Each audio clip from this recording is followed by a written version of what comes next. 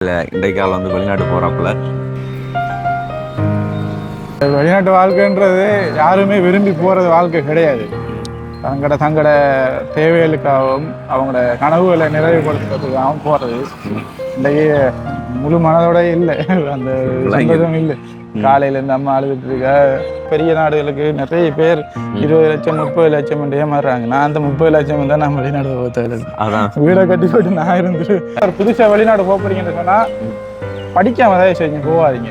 ஏன்னா நாங்கள் குறை சொல்லலை. இலங்கை அரசாங்கம் என்ன நினைக்கிறேன்னு சொன்னால் நிறைய காசு கோடி உழைக்கிறோம்.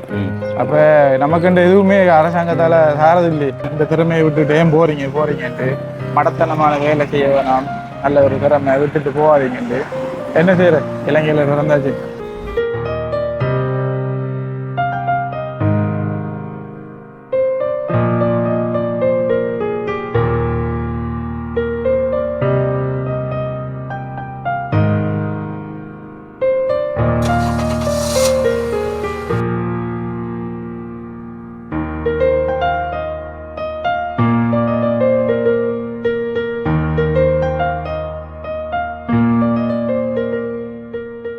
Welcome to RG with K J.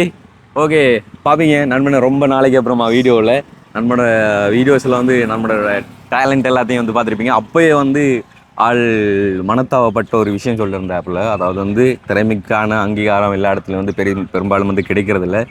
So எனக்கு அவ்வளோ வந்து கிடைக்கல. பட் இருந்தாலும் நான் மறுபடியும் பறக்க வேண்டிய சூழ்நிலை ஏற்படும் அப்படின்னு சொல்லியிருந்தார். அதுதான் இன்றைய நாள். அதாவது என்ன சொன்னால் இன்றைக்கு ஆள் வந்து வெளிநாட்டு போகிறாப்புல. ஸோ வழி அனுப்பி வைக்கலாம் அப்படின்ட்டு தான் வந்திருக்கிறோம். ஸோ சேஃப் ட்ராவல், நல்லபடியாக வந்து போயிட்டு வாங்க. வீடியோ புதுசாக பார்க்குறவங்க நிறைய பேருக்கு வந்து அவர் தெரியாமல் இருக்கலாம். ஸோ அதனால் இவரோட ஃபர்ஸ்ட் வீடியோவோட இன்ட்ரோ வந்து காண்பிக்கிறேன். ஸோ அதை வந்து பாருங்கள்.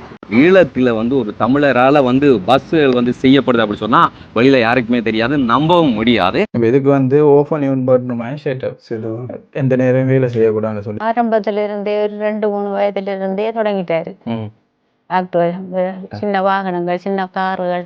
இதுக்கு வந்து நான் பேட்டரி செட்டப் செஞ்சு தான் இங்கே கொடுத்துருக்கேன். இதுக்குள்ள பேட்டரியை வச்சிருக்கேன். இதுதான் அடுத்த கட்டமாக இப்படி வருது. இதுக்கு ஸ்டிக்கர் அடிச்சு நீ இந்த கிளாஸ் ஃபிட்டிங் மாதிரி இப்படி செஞ்சு அது டயர் ஓட்டி எடுக்கிற நேரம் இப்படி வருதுன்னு சொல்லி பாருங்க. அதே மாதிரி அது அவ்வளவும் வளர்ச்சி வெட்டியிருக்கேன்னா நீங்கள் யோசித்து பயன்படுத்துகிற அந்த மூடி வந்து என்னவா இருக்கும்னு சொல்லிட்டு நீங்கள் ஒரு நிமிஷம் கெஸ் பண்ணுங்க. அது என்னன்றது நாங்கள் சொல்கிறோம். ரியல் லைட் மாதிரி அது அப்படியே இருக்கு. எப்படி இந்த ஐடியா ஃபர்ஸ்ட் டைம் எங்களுக்கு தெரிஞ்சு ஈழத்தில் ஒரு தமிழரால் வந்து இப்படி பேருந்துகள் தயாரிக்கப்படுது அப்படி சொல்லும்போது ஷாக் ஆகிட்டு அவங்களை தேடி வந்தோம். இந்த லைட்லாம் வேலை செய்யுது. இது வந்து பிரைட் லைட்டு, அதுக்கும் லைட் இருக்குடாப்பா. நான் யூஸ் பண்ணிக்கிறது லைட்டர் இருக்கிற இதுதான் plastic. Oh my God. Steering அதெல்லாம் வந்து காட்டுற மாதிரி அப்படின்னு சொல்லி இந்த இருக்குது. அண்ட் அது முன்னுக்கு அந்த இன்ஜின். முக்கியமான ஒரு விஷயத்த சொல்லணும். பஸ்ஸில் ட்ராவல் பண்ண எல்லாருக்குமே தெரிஞ்சிருக்கு. இது உள்ளே வந்து ஃபிட் பண்ணிட்டார். உள்ளுக்கு பாருங்க அந்த ஒரு ஃபோட்டோ ஒன்று வச்சிருக்காரு. அது ஆர்டர் ஃபோட்டோன்னு சொல்லிச்சுன்னா இந்த பஸ் வந்து ஆர்டர் பண்ணவங்கள்ட்ட நாங்கள் இருக்குன்னு சொல்லி அடிப்பாங்களா, அது தாண்டி வந்து எங்கே போகுதுன்னு சொல்லி அடிப்பாங்களா இந்த திருவண்ணாமலை. அதில் இருக்க கஸ்டமைஸ் வந்து அவங்களோட ரிக்வஸ்ட். இப்போ அதில் பார்க்க போனால் அவர் ஃபோட்டோ வந்து கேட்டிருந்தார். இது நான் பார்த்தா வந்து ஃபோட்டோ அடி அடிச்சிருக்காங்கன்னு சொல்லி. இப்போ என்னன்னு சொல்லி சொன்னால் இது வந்து ஆர்டர் பண்ணுறவங்க வந்து இப்படி இந்த மேலே வந்து உங்களோட ஃபோட்டோ அடித்தரும். இதில் உள்ள பேரெல்லாம் போட்டு செஞ்சுருக்கேன். இப்போ இதில் வந்து பார்த்தீங்கன்னா அவங்களோட டேட் ஆஃப் பர்த் போட்டிருக்கேன். நம்பர் பிளேட் நோட் பண்ணால் விளங்கும். இப்போ சிடிபியாக இருக்கட்டும், அந்த ப்ரைவேட் பஸ் எல்லாம் வந்து உங்களுக்கு தெரியும், டிசைன் ஸ்டிக்கர் எல்லாம் அடிச்சு செய்வாங்க. அதே மாதிரி அதுவும் வந்து செஞ்சு கொடுத்துருக்காரு. அந்த பக்கத்து ஊரில் இப்படியான விஞ்ஞானி மாதிரிலாம் இருக்கிறீங்க வந்து பெருமையாக இருக்குது. கிட்ட பார்க்கக்கூடிய நீங்கள் நினைப்பீங்க வந்து ரியல் பஸ் சொல்லி. ஆனால் அப்படி பின்னுக்கும் எந்த அளவு இருக்குன்னு சொல்லி பாருங்க. சும்மா அப்படி கையளவு இருக்குது. இப்போ வந்து அந்த ஒரு கிளிப்பை வந்து பார்த்துருப்பீங்க. திறமைக்கான அங்கீகாரமும் அதற்கான சரியான ஒரு ஊதியமும் கிடைக்கும்னு சொன்னால் வந்து நம்ம நாட்டை விட்டு வேற எங்கேயும் போக வேண்டிய அவசியம் இருக்குது. அது என்னென்னு ஸோ சொல்லுங்கள். இதுக்கு முன்னால் உங்களோட வெளிநாட்டு வாழ்க்கை எப்படி? இப்போ மறுபடியும் அதே வாழ்க்கையை விரும்பி போகிறீங்களா, விரும்பாமல் போகிறீங்களா? இந்த வெளிநாட்டு வாழ்க்கைன்றது யாருமே விரும்பி போகிறது வாழ்க்கை கிடையாது. தங்களோட தேவைகளுக்காகவும் அவங்களோட கனவுகளை நிறைவுபடுத்துறதுக்காகவும் போகிறது. இன்றைக்கு முழு மனதோட இல்லை, அந்த சந்தோஷம் இல்லை. காலையிலேருந்து அம்மா அழுதுட்டு இருக்க. இப்போ நிறைய பேர் வந்து இந்த பஸ்ஸையே தொடங்கினதுக்கு பிறகு சொன்ன வார்த்தைகள், இந்த திறமையை விட்டுட்டு ஏன் போறீங்கன்ட்டு மடத்தனமான வேலை செய்ய வேணாம், நல்ல ஒரு திறமை விட்டுட்டு போகாதீங்கன்ட்டு என்ன செய்யற இலங்கையில பிறந்தாச்சு. கண்டிப்பா. ஏன்னா இப்ப வெளிநாட்டை பொறுத்த வரைக்கும் இப்ப இலங்கை அரசாங்கம் என்ன நினைக்கிறதுன்னு சொன்னா நிறைய காசு கோடி உழைக்கிறோம். அப்ப நமக்குன்ற எதுவுமே அரசாங்கத்தால சாரது இல்லையே, நம்மளா உழைச்சி நம்மளா தான் முன்னுக்கு வரணும். இன்னொரு விஷயம், ஆள் வாய்க்கில் வரக்குள்ள சொல்லிட்டு வந்தால் ஆள் வந்து டாக்டர் வந்து எப்போ போன நீங்க ஹாஸ்பிட்டலுக்கு போனல என்ன சொன்னார் டாக்டர்? அவரு டாக்டர் என்ன மருந்து எடுக்க போகும்போது இப்ப கொஞ்சம் நெஞ்சு வலி மாதிரி ஒரு பக்கம் இருக்குன்னு சொன்னேன் நான். அப்ப அவர் சொன்னாரு என்ன வேலை செய்றீங்கன்ற. நான் சொன்னேன் இப்படி பஸ் வேலையில் செய்யறது. அவர் பஸ் வேலையா, பெரிய வேலை தானே, பெரிய பஸ் வேலையில இல்லை, சின்ன பஸ்கள் மினியேச்சர்ல செய்யறேன்னு சொன்னேன். அப்ப வீடியோ காட்ட சொன்னார். உடனே நான் எடுத்து காட்டினேன். பார்த்துட்டு அது வந்து வைத்தார். இப்படி ஒரு திறமை, அதுவும் நம்மளோட இலங்கையிலையா. அப்ப நான் சிங்களாக்களும் செய்யறது தான், ஆனா அவங்க விற்கிறது இல்லை, சும்மா ஷோவுக்கு செய்யறேன், நான் வியாபாரமா ஒரு தொழில் முயற்சியில இதை செஞ்சேன் நான் என்று சொன்னேன். அவரே கேட்டார், நல்ல ஒரு தொழில் முயற்சி, இதை விட்டு பேம் போறீங்கன்றான் கேட்டார். அப்ப நாங்க எல்லாம் சுச்சுவேஷனுக்கு ஏற்ற மாதிரி மாறும் என்று சொன்னேன். அப்ப நல்ல ஒரு தொழில் முயற்சி விட்டுட்டு அவரே சொன்னார், நடத்தனமா போகாத தம்பி, இங்க இருந்து உழைக்கலாம், நல்ல திறமை இருக்கு உனக்கு, முன்னுக்கு வரலாம் என்று. என்ன செய்யறது, நமக்கு எது அமைதோ அது அமைகிற மாதிரி நடக்கட்டும். அதான் பிரச்சனை. என்ன சொன்னா அவர் வீட்டுக்கு ஒரே ஆம்பளை பிள்ளை, ஒரு ஆம்பளை பிள்ளைன்றதாண்டி ஒரே பிள்ளை தான். ஸோ அம்மாவோட அப்பாவோட வந்துட்டு இருக்கணும் அப்படிங்கிறதா இருக்கிறது. இப்போ அவர் போனான்னு சொன்னால் அந்த வீடே வந்து வெறிச்சோடி போயிடும். நான் பார்த்தேன். இப்போ அவங்களோட வீட்டு என்ன வேலை இருந்தாலும் வந்து இப்போ நம்ம வீட்டில் வந்து 3 பேர் 4 பேர் சொன்னால் மாறி மாறி செய்வோம். ஆனால் அவர் ஒரு ஆள் தான் ஓடி ஓடி போய் அந்த வேலையை செய்யறது. அதாவது அம்மா சொன்னேன், இப்போ எல்லாம் அப்படி உறைஞ்சு போய் கிடக்க கவலைப்பட்டுட்டு கிடந்தேன். என்ன செய்யற, கவலைப்பட்டா நம்ம ஒன்று முன்னுக்கு வரையில, எல்லாம் சொந்தமா எல்லாம் இருப்பிடம் எல்லாம் அமைச்சிட்டு வருவோம். கண்டிப்பா. இதுக்கு முதல்ல எங்க கட்டார் வாழ்க்கைய கட்டார்ல 2015 போய் 2024 வந்தேன். அப்ப 15 போய் 24 சொன்னா 5-9 வருஷம் அங்கேயும் உங்களோட வாழ்க்கை. 9 வருஷம் போய் என்ன செய்யற, கடனுகள் எல்லாம் அடைச்சி ஒரு சொந்தமா ஒரு வளவுண்டு வாங்கியிருக்கேன். பெருசா இல்ல, ஒரு 2 ரூம் ஒரு ஹோல் கட்டக்கூடிய வளவு. அந்த வளவுக்கு இப்ப போயிட்டு உழைச்சி அதுல ஒரு வீடு கட்டுறோம். கட்டிட்டு சொந்தமா தொழிலுக்குரிய சில உபகரணங்கள் அதெல்லாம் வாங்கிட்டேன். அதுல ஒரு 2 வருஷம். ஏன்னா இப்போ வயசு போயிட்டு அம்மா அப்பாவுக்கு அவங்களுக்கு ஏற்ற மாதிரி நானும் கூடிய சீக்கிரம் வந்து சேரணும். என்னென்ன சொன்னால் நண்பனோட பேக்ரவுண்டை பார்க்க போனீங்கன்னு சொன்னால், அவரோட ஸ்டோரியை பார்க்க போனீங்கன்னு சொன்னால் மிக பெருசு உண்மையில. நான் எப்படின்னு சொன்னா நம்ப மாட்டீங்க, வெளிநாட்டுல இருக்கக்குள்ள உங்களோட வீடியோ பார்ப்பேன். இப்ப நான் நினைப்பேன், கால் பண்ணி நமக்கு ஒரு உதவியை கேட்பேன். அப்ப நான் யோசிப்பேன், இப்ப உலகம் என்ன சொல்லும், 2 கை 2 கால் இருக்கவனுக்கு உழைக்கலாம் தானே, அந்த ஒரு எண்ணம் இளந்தாரி கொடியன். அப்ப நான் அதே யோசித்துட்டு அந்த ஒரு தோட்டை விட்டுருவேன். அதோட சரி உழைப்போம் உண்டு. கிட்டத்தட்ட ஒரு 3 வருஷமா போயிட்டு உங்களோட வீடியோக்களை பார்த்து தெரிவிக்கேன். கேட்க மனசு வரும், ஆனா வேணாம். இப்ப நீங்க ஓகே செய்யலாம், உங்களுக்கு செய்யறோம். ஆனா என்ன நடக்கும், 4 பேர் நம்மள இழிவா பார்ப்பாங்க. அந்த எண்ணத்துல நான் கேட்கறது இல்லை. கண்டிப்பா. என்ன சொன்னா நம்ம கேட்க போற நம்ம தொழிலுக்கானது நண்பன் சொன்னா நம்ம கண்டிப்பா அது கேட்கலாம். என்ன சொன்னா நண்பனை பற்றி எனக்கே பெஸ்டா வந்து பெரிய ஸ்டோரிகள் தெரியாது. இப்போ முந்தின என் பேட்டைக்கு அதுக்கு பிறகு வந்து ஆளை இந்த மீட் பண்ண சொல்ல மேலே வாகன வசதி கூட கொஞ்சம் இல்லாமல் ஓகே. அப்போ நான் ஏற்று வரேன்னு சொல்லி ஏற்று வரும்போது வந்து இன்னும் நிறைய விஷயத்த வந்து கேட்டுருந்தேன். அதாவது நான் சின்ன வயசில் இருக்கும்போதெல்லாம் ஆள் வந்துட்டு லே மாஸ்டரில் எங்களோட ஊர் பக்கம் வந்துட்டு வியாபாரம்லாம் செய்து வந்திருக்காப்புல. ஒவ்வொரு தெருவெல்லாம் வந்து காட்டினார் அவர் வந்து, அதாவது அந்த துணி பிஸ்னஸ் அதெல்லாம் சரி. அப்படி வளர்ந்து ஓரளவுக்கு அவங்க வந்து கம்யூனிகேஷன்லாம் செய்து ஒரு காலத்தில் நல்லா தான் இருந்தவங்க. ஆனால் அந்த பிரச்சனை டைமில் அந்த கடையை வந்து கொள்ளையடிச்சு அவங்க அதால் கடனாகி கடனர்களை இறங்கி பழவெல்லாம் விற்று அந்த அளவுக்கு நெருக்கடிக்குள்ள உள்ளாக்கப்பட்டவங்க. ஸோ உங்களுக்கு தெரியும், மோஸ்ட்லி வந்து இங்கால இருக்கிறவங்களாம் வந்துட்டு இப்போ கழுதால பக்கம்லாம் வந்து எடுத்து பார்த்தீங்கன்னு சொன்னால் வந்து இப்போ பழையத்தி அப்படி இப்படி சொல்லி தெரிஞ்சா மட்டும்தான் வந்து ஓரளவுக்கு வந்து குடும்பத்தை ரன் பண்ணி வந்தவங்க. மற்றவங்களுக்கு விவசாயம் செய்கிறது, மீன்பிடி தொழிலுக்கு போகிறது அப்படின்னு சொல்லி. ஸோ எல்லா பேருக்கும் எப்போவுமே வந்து தொழில் வாய்ப்புகள் வந்து இங்கே இருக்காது. இப்போ அவங்களுக்கான தொழில் வாய்ப்புகளை அவங்க ஏற்படுத்தி அதுலேயும் வந்து கடையை எப்பவும் கொள்ளை அடிச்சான தெரியும். அவங்களாம் இப்போ நல்லா இருக்கானா கூட வந்து நல்லா இருக்கானா. ஸோ அதால் வந்து அப்படி கடன்கள் எரியா இதாஞ்சு அப்படின்னு ஓரளவுக்கு ஆள் இப்போ வெளிநாட்டில் தன்னுடைய வாழ்க்கையை இழந்து கடன்களை கட்டி இப்போ ஆளால் முடிஞ்ச வந்து ஒரு வளவு வேண்டக்கூடியது மட்டும் தான் வந்து. ஆனால் ஆரம்பத்திலே வந்து நண்பன் வந்து உன்னை பற்றி நிறைய ஸ்டோரிகள் தெரிஞ்சிருக்க. உண்மையில் உண்ட தொழிலுக்கான ஏற்பாடுகள் எங்களால் முடிஞ்சிருந்தா பண்ண முடியும். சொன்னால் திறமைகள் எப்படியான திறமைகள் எல்லாருக்குள்ளேயும் எல்லா திறமைகளையும் இருந்துட முடியாது. அதுவும் வந்துட்டு இப்போ நண்பனுக்குள்ள இருக்க ஒரு திறமை வந்துட்டு மிக வித்தியாசமான அசாத்தியமான ஒரு திறமை. ஸோ நுணுக்கமான வேலைகள் செய்கிறது வந்து கடினம், அதை நீ பண்ணியிருக்கிறாய். ஆனாலும் அந்த எப்படி சொல்கிற, இங்கே வந்து இப்போ மோஸ்ட்லி ஒரு மந்த்துக்கு வந்து எத்தனை ஆர்டர் சொன்னாலும் செய்ய முடியும், எத்தனை செய்தால் வந்து இங்கே ஏர்ன் பண்ண முடியும்.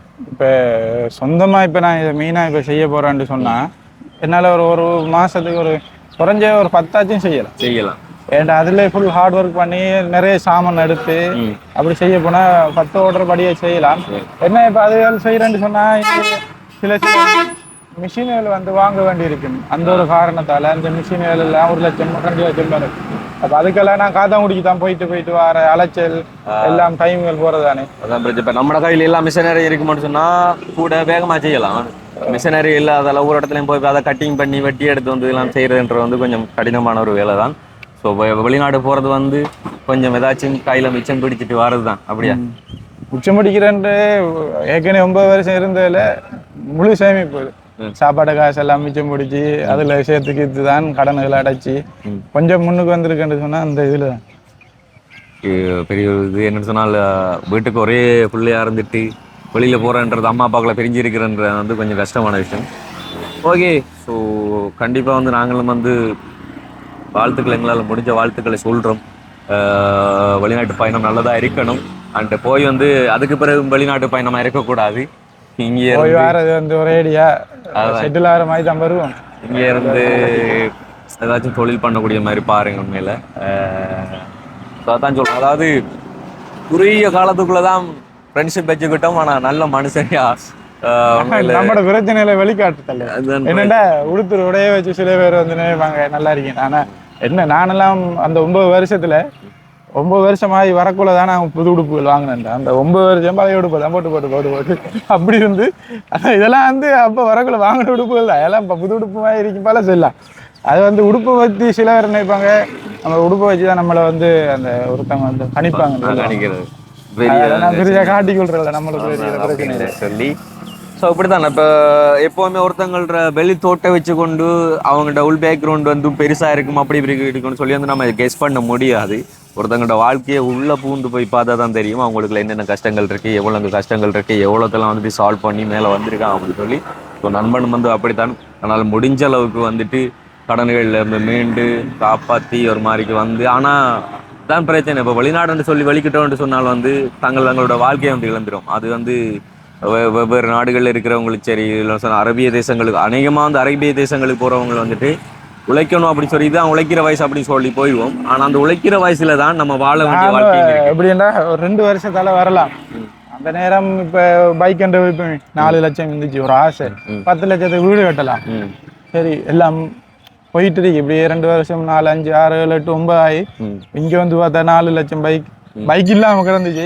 இப்ப 12 லட்சம் 10 லட்சம் கட்டக்கூடிய வீடு 30 லட்சம். அப்ப எங்க சேமிக்கிறது? அதான் பிரச்சனை. நம்ம நாட்டெடுக்கையிலையும் அது ஒரு பெரிய விஷயம்.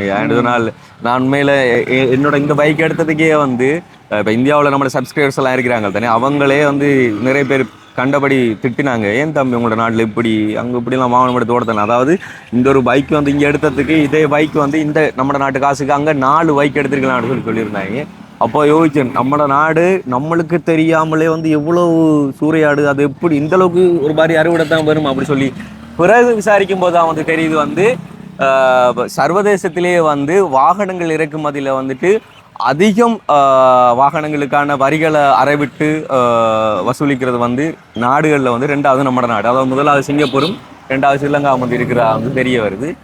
இதுக்காக வேண்டி இந்த அளவுக்கு வரிகள் வந்து வச்சு செய்கிறாங்கன்றது வந்து தெரியாது. அதுவும் இந்தியாவுன்றது கொஞ்சம் இவ்வளவுக்கு நெருங்கின நாடு பக்கத்தில். அங்கேருந்து இங்கே ஏற்றுமதி செஞ்சு இறக்குமதி செய்கிறதுல வந்து இவ்வளோ வரி வந்து எடுக்கத்தான் வேணுமான்றது வந்து தெரியாது.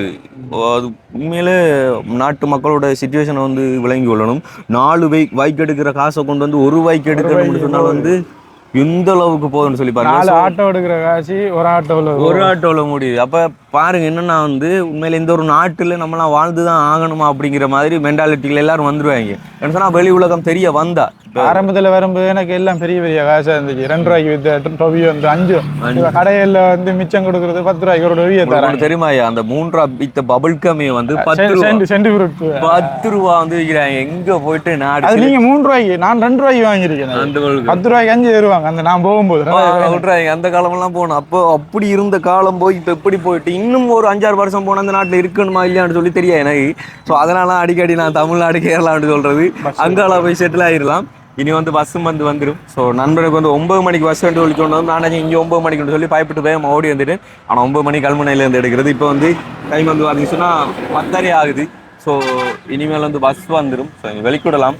எங்களால் முடிஞ்சதெல்லாம் வந்து பிளஷிங்கான விஷயம் தான். நண்பன் நல்லபடியாக போயிட்டு நல்லபடியாக தொழில் செய்யிட்டு அங்கே குவைத்து இப்போ உங்களுக்கு புது நாடாக இருக்க போகுது. புது நாடு புது அனுபவம். ஆனால் எல்லாம் அரபு நாடு தான். அரபு நாடுன்றது குபுஸ் பேக்கெட், குபுஸ்ண்டா தெரியும் அவங்களுக்கு. குபுஸ் பேக்கெட்டோட வாழ்க்கை ஓடிடும். ஸோ முதல்ல வந்து மொழி அங்கே இதெல்லாம் கற்றுக்கொள்றதுக்கு எவ்வளோ நாள் எடுத்துச்சு? வெளிநாடு போறதுன்னு சொன்னா என்னை பொறுத்த வரைக்கும் இப்போ ஒருத்தர் புதுசா வெளிநாடு போறீங்கன்னு சொன்னா படிக்காம தான் செய்யுங்க, போகாதீங்க. ஏன்னா நாங்க குறை சொல்லலை, அங்க வந்து பொறுத்த வரைக்கும் போகும்போது பேசிக்கா ஆங்கிலம் தேவை. ஆங்கிலம் இல்லாமனா ஒரு வருஷம் ரோட்ல கூட்டிருக்கேன். ஏன்னா உனக்கு இங்கிலீஷ் தெரியா, நான் உன்னை எப்படி வேலைக்கு உள்ள போகிறேன், உள்ள வந்து ஆங்கிலம் தெரிஞ்சு ஸ்டாஃப் மாதிரி உன்னோட கதைப்பாங்க, பேசுவாங்க, நீ என்னென்ன அவங்களோட கம்யூனிகேட் பண்ணுவா, அப்படி ஒரு பிரச்சனை இருக்கு.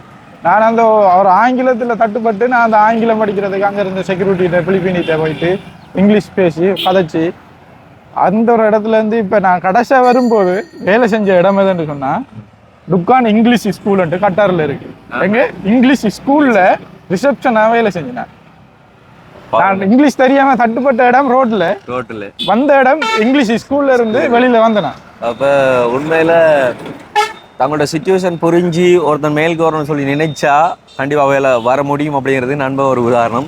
எங்க ரோட்டு வேலையில ஆரம்பிச்சு கடைசியில வந்து ஸ்கூல்ல வந்து முடிச்சிருக்கான்னு சொன்னா வந்து அவ்வளவு கடின உழைப்பு. அது நான் எப்படி என்றா நான் ஒரு தோட் வரும், புதுசா ஒரு வேலைக்கு போறோம், பயம் வரும். ஆனா நான் என்ன மனசுல செஞ்சு பார்ப்போம், எல்லாரும் செய்யறேன் தானே, இன்னொரு ஆள் செய்ய போக அவன் செய்யக்கூட நம்மளால முடியாது. அந்த ஒரு தோட்டிலே நான் அந்த வேலையை போய் செய்வேன், பயத்தோடையும் ஒரு எப்படி சொல்றது பதத்தோட போயிட்டு வேலை செய்வேன்.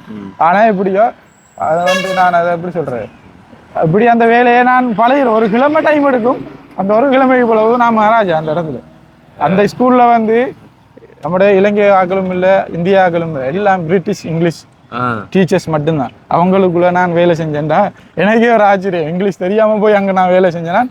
அதாவது இங்கிலீஷ் தெரியாம தட்டுப்பட்ட இடத்துல நான் போயிட்டு இங்கிலீஷ் ஸ்கூல்ல வேலை செஞ்சேன் கடைசா. அதுக்கு 9 வருஷம் எடுத்தது. காரணம் வந்து நம்மளோட முயற்சி தான். சில பேர் வந்து இப்ப வெளிநாடு போயிட்டு என்ன செய்யறாங்க, ஹிந்தியை மட்டும் பாதிச்சுட்டு ஹிந்தியில எல்லாரும் கதைக்கலாம், ஹிந்தி யாருமே நான் கதைக்கலாம், ஹிந்தி கதைக்கிறதுல எந்த பிரயோஜனம் இல்லை. ஆங்கிலம் தான் முக்கியம். ஆங்கிலம் சொன்னா எல்லா இடங்களையும் நம்ம அதை வந்து பாவிச்சு கொள்ளலாம். சொன்னா பொது மொழியா இருக்கிறதுனால வந்து ஆங்கில மொழி வந்து ஸோ பல இடங்களையும் வந்து அதை பாவிச்சு கொள்ளலாம். ஆனா உண்மையில குறிப்பிட்ட சில மொழிகள் சொன்னா ஹிந்தி சொன்னா ஹிந்திக்காரங்களோட மட்டும் தான் பேசிக்கொள்ளலாம். அந்த மாதிரி சிங்களம் மட்டும் சொன்னா இங்க சிங்களக்காரங்களோட மட்டும் தான் பேச. நான் ஹிந்தியும் கதைப்பேன், மலையாளி கதைப்பேன், அதே மாதிரி இங்கிலீஷ் நல்லா கதைப்பேன். அங்க தேவை என்ன பொறுத்தவரையும் இங்கிலீஷ். அரபி வந்து அரபிக்காரங்களோட வேலை செய்யக்குள்ள ஒரு மாசத்துல அரபி கதைச்சு கொள்ளலாம். ஆனா இங்கிலீஷ்ன்றது உங்களோட இடத்த இங்க இருக்கிற இடத்த மேல கொண்டு போய் நிறுத்தும். கண்டிப்பா ஒரு நாட்டுல மட்டும் நம்ம அங்க மட்டும் இருக்க போறோம்னு சொன்னா அரபியனோட மட்டும் தான் பேச போறோம்னு சொல்ல மட்டும் அரபியை வந்து கற்றுக்கொள்ளலாம். ஆனா நம்மளோட வாழ்க்கை அப்படி இருக்க போறது இல்லை. அதாவது எப்பவும் நம்மளோட வாழ்க்கை நிலையா ஒரு இடத்துல வந்து இருக்கிற வாழ்க்கை கிடையாது. இந்த இந்த உருண்டையில வந்து நம்மளும் உருண்டு கொண்டு தான் இருக்கணும். ஸோ அதான் வாழ்க்கைன்ற நியதி. உண்மையில நண்பன் சொன்ன 9 வருஷமும் கேட்கும்போது சாதாரணமான 9 வருஷமா இருக்கலாம். ஆனா அந்த 9 வருஷமும் கஷ்டப்பட்டு கடினப்பட்டு நொந்து நூலாய்த்தான் வந்து ஆள் வந்து மேல வளர்ந்து வந்து 9 வருஷத்துல பிறந்த நாள் கேக் எல்லாம் விட்டுனது இல்லை. நீங்க வந்து கேக் கூட வந்து நின்றீங்க, அதெல்லாம் எனக்கு ஒரு பெரிய ஆனந்தங்கள். என்னன்னு சொன்னா நடக்காத விஷயம். எங்கள்கிட்ட லைஃப்லயே வந்து நண்பன் பாத்தீங்கன்னு சொன்னா நிறைய ஊர்ல இருந்து நிறைய பேர் வந்து ஃப்ரெண்ட்ஷிப்பா வந்து போயிருக்காங்க. ஆனா உன்னோட ஸ்டோரியை பார்க்கும்போது ரொம்ப பிடிச்சிருந்தது. நீ பழகின விதம், பேசுற விதம் வந்து ஸோ அது வந்து ரொம்ப பிடிச்சிருந்தது. அதனாலதான் கண்டிப்பா இன்றைக்கு இனி எப்போ மீட் பண்ணுவோன்னு நம்மளுக்கே தெரியாது. ஸோ இன்றைய இந்த நாளில் வந்து சந்திச்சு கண்டிப்பாக வழி அனுப்பாகணும் அப்படி சொல்லி வந்துட்டேன். பெரிய சந்தோஷம். கிடைச்ச நண்பர்கள் வந்து பெஸ்டான ஒரு நண்பர்களில் வந்து நீ ஒருத்தன் அந்த ஒரு பட்டியலில் நீயும் இருக்காப்புல. ஸோ நண்பனோட சில வார்த்தைகள் வந்து உங்களுக்கு ஒரு மோட்டிவேட்டாக இருக்கும். ஸோ வெளிநாடு போகிற நீங்கன்னு சொன்னாலும் வந்து கண்டிப்பாக அவர் சொன்ன மாதிரி லாங்குவேஜ் வந்து கற்றுக்கொள்ளுங்க. அதோட சேர்த்து நமக்கு பேசிக்காக வந்து கதைக்க தெரியணும். முதல் எழுத தெரிகிறன்ற விட கதைக்க தெரியணும். அங்க ஒரு நிறைய நான் பாக்குறேன் இலங்கையாக்கள் வந்து கிளீனிங் வேலைக்கு போறாங்க. அந்த வேலையில அப்படி இருக்காங்க. அவங்க அதுல இருந்து ஒரு சூப்பர்வைசர் வேலைக்கோ அதுல இருந்து ஒரு சீனியர் வேலைக்கோ இல்ல. காரணம் வந்து போயிட்டு தமிழ்ல பேசிட்டு, தமிழ் நம்ம தாய்மொழி இருந்தாலும் நம்ம இருக்கிற இடத்துக்கு உரிய மாதிரி நம்ம மாத்திக்கொள்ள வேண்டிய அவசியம் இருக்கு. இப்ப நான் வந்து நான் இங்கிலீஷ் பேச மாட்டேன், நான் ஹிந்தி கதைக்க மாட்டேன், நான் இன்னும் 9 வருஷம் ரோட்டு தான் கூட்டிப்பேன். கண்டிப்பா. ஸோ நான் ரோட்டை கூட்டினதுக்கு இருந்த இடம் ஏசிக்குள்ள இருந்து அழகா வேலை செஞ்சேன். கடைசா வரும்போது நல்ல இடம் என்ன செய்யறாரு, குடும்பத்தையும் பார்க்கணும், அம்மா அப்பாவுக்கு வயசு போயிட்டு வந்தானும் வந்தாச்சு, நீ திரும்பி போகணும், போறோம், சந்திப்போம், கூடிய சீக்கிரம் உங்களை. கண்டிப்பா கண்டிப்பா. ஸோ சில வார்த்தைகளை வந்து ஆள் மனசே வந்து டச் பண்ணிடும் நண்பன் வாழ்க்கை. ஸோ அது அது எங்களுக்கும் ஒரு மோட்டிவேட். சொல்ல போனா நிறைய இருக்கும். எல்லாரும் சொல்ல போனா எல்லாருக்கும் போரிங் அடிக்கும். எல்லாரும் அந்த வாழ்க்கையில இருந்து மாறாக்கள் இருக்கு எல்லாத்தையும் சொல்லிட்டே இருக்கல. நண்பன் ஒரே ஒரு விஷயம் உண்மையில நான் மறுபடியும் சொல்றேன், வெளிநாடு போகணும்னு சொன்னா கண்டிப்பா அந்த ஒரு இங்கிலீஷ் லாங்குவேஜை கற்றுக்கொள்ளுங்க. அதோட சேர்த்து இன்னொரு பெஸ்ட்டான விஷயம் இருக்கு. என்ன சொன்னா வந்து நீங்க போகும்போது இங்க ஒரு கோர்ஸ் முடிச்சுட்டு 6 மந்தோ இல்ல 1 இயரோ கோர்ஸ் முடிச்சுட்டு ஏசி மெக்கானிக், சிசிடிவி அண்ட் வந்துட்டு வைஃபை இப்படியான கோர்ஸ் நல்ல சம்பளம் எடுக்கலாம். ஸோ கோர்ஸ் முடிச்சுட்டு ஒரு சர்டிஃபிகேட்டோட போங்கப்பா. போனீங்கன்னு சொன்னால் கண்டிப்பா உங்களுக்கான உழைப்பு ஊதியம் அங்க கிடைக்கும்னு நினைக்கிறேன். அதாவது நண்பன் வந்து இப்போ எதுவும் வந்து ஏஜென்சிகளை நம்பி போகாதீங்க. நான் பாக்குறேன், நான் பெரிய நாடுகளுக்கு நிறைய பேர் 20 லட்சம் 30 லட்சம் ஏமாறுறாங்க. நான் அந்த 30 லட்சம் தான் நான் வெளிநாடு போகிறது. அதான் வீடை கட்டி போட்டு நான் இருந்துட்டு கண்டிப்பா இருக்கிற விட்டு பறக்க ஆசைப்படுறாங்க நிறைய பேர். அது முட்டாள்தனம் மாதிரி. அதுவும் இப்போ இந்த காலத்துலயும் வந்து சில பேர் அந்த கோடிக்கணக்கெல்லாம் கொடுத்து லொஸ்ட் ஆகிட்டு இருக்கிறாங்க. அது மேல நம்மளோட வாழ்க்கையில அந்த காசை ஏதாச்சும் ஒரு முதலீட்டு செய்து அதுல ஏன் நம்ம முன்னேற முடியாதுன்னு சொல்லி யோசிக்காம இருக்காங்கன்னு சொல்லி தெரியாது. இங்க நிறைய பேர் வந்து தொழில் முயற்சி இருந்து அவங்களுக்கு இன்வெஸ்ட் பண்றதுக்கு பண வசதி இல்லாம தான் வந்து அவங்க கட்டாருக்கோ சவுதிக்கோ அரேபிய நாடுகளுக்கு போய் வந்து தங்களோட வாழ்க்கையை தொலைச்சிட்டு இருக்கிறான். ஆனா இங்க பேர் வந்து முதலீட்டுக்குரிய இன்வெஸ்ட் பண்ணக்கூடிய வந்து பண வசதி எல்லாம் இருந்து அவன் போய் வந்து பெரிய நாடு அப்படி சொல்லி ஆசைப்பட்டு வாழ்க்கையை தொலைச்சிட்டு நடுக்கடல்ல தத்தளிச்சிட்டு இருக்காங்க. தத்தளிக்கிறது அவங்க மட்டும் இல்லையே, தாய் தகப்பன் தான் பின்னாடி தத்தளிக்கிறாங்க. கண்டிப்பா எல்லாரும் கடன்ல போய் பட்டா என்ன செய்யறாங்க, இருந்த வீடு வாசலை விட்டு அந்த கடன் அடைக்காங்க. இனி திரும்பி நம்ம நிலைமைக்கு வராங்க. ஏன்னா நான் ஒரு நேரம் அந்த களவு போயிருக்காட்டி எங்களுக்கு அந்த கடன்ன்றது வந்திருக்காது, வீடு வாசல் விற்கணும் வந்திருக்காது, வெளிநாடு போகணும் வந்திருக்காது. இங்கே இருந்து படிப்பு மேற்கொண்டு ஒரு தொழில இருந்திருக்கேன். எல்லாம் தலைகளை மாறுதுன்னா காலத்தின் ஏதில உங்களோட வாழ்க்கை மாற்றப்பட்டது. ஆனா நிறைய பேர் 100ல இருக்கிற லைஃபை பெரிய வாழ்க்கைக்கெல்லாம் ஆசைப்பட்டு 0வுக்கு கொண்டு வந்து சேர்த்திருக்காங்க. ஸோ நண்பர் 0ல இருந்து மறுபடியும் 100க்கு போயிடணும் அப்படி சொல்லி ஓடி 100ல இருந்து 0க்கு போய் இப்போ திரும்பி 100க்கு ஒரு 80 வேஷன்ல நிக்கி 20 வேஷன் தான் எல்லாம் முடிச்சிடலாம் எடுத்துருவீங்க. ஸோ ஓகே, உண்மையில நண்பனுக்கு நான் விஷ் பண்ற மாதிரி நீங்களும் விஷ் பண்ணுங்க. குவைத்துக்கு தான் போகிறாப்புல. குவைத்தில் வந்து நம்ம வீடியோஸ் பார்க்கலாம் யாராச்சும் இருந்தீங்கன்னு சொன்னா நண்பன் இப்போ அங்கே புது நாடுன்றதுனால வந்து முடிஞ்சளவு உங்களோட சப்போர்ட் பண்ண முடிஞ்சா பண்ணுங்க. ஸோ போயிட்டு கொஞ்ச நாளைக்கு வெயிட் பண்ண தான் வேணும் அந்த லைசன்ஸ் ப்ரோசஸ் எல்லாம் முடியும் வரைக்கும். 2-3 மாசம் குவைத்தில் எடுத்துடலாம். நானும் இங்கே ஒன் ஷாட்ல எல்லாம் பாஸ் ஆகிட்டு எனக்கு நம்பிக்கை இருக்கு. எல்லாம் பெரிய வேலை இல்லை. அது வந்து எப்படி லைசன்ஸ்ன்றது நமக்கு பள்ளி படிக்கிறோம், படிச்சது தான் அங்கே போயிட்டு எழுதுறோம். அதே மாதிரி தான் டிரைவிங்ன்றதை நம்ம கற்றுக்கொள்றதா அங்கே போயிட்டு செஞ்சு காட்டணும் பாஸ், அவ்வளோதான். ஸோ அவ்வளோதான். ஸோ எதுவும் ஈஸியாக நினைங்க நண்பன் மாதிரியே கஷ்டம் நினைச்சிடாதீங்க. அண்ட் வந்து நான் மறுபடியும் சொல்லி சொல்கிறோம், குவைத்தில் இருக்கிற எங்களோட சப்ஸ்கிரைபர்ஸ் நீங்களும் வந்து நம்மளோட சொந்தங்கள் மாதிரி தான். ஸோ சொந்தங்கள் தான் வந்து ஹெல்ப் பண்ணி கொள்ளணும். நண்பனுக்கு அங்கே ஒரு சில ஹெல்ப் உங்களால் பண்ண முடிஞ்சால் வந்து ரூட்டோ சரி இங்கே இப்படி இதில் பண்ணலாம், இங்கே இந்த இதில் ப்ரைஸ் பெட்டராக கிடைக்கும், அப்படி எது உங்களால் முடிஞ்சாலும் அந்த ஹெல்ப்பை வந்து நண்பனுக்கு வந்து பண்ணி கொடுங்க. இனிமேல் பஸ் வர போது நண்பன் நல்லபடியாக அனுப்பிப்போம். ஓகே.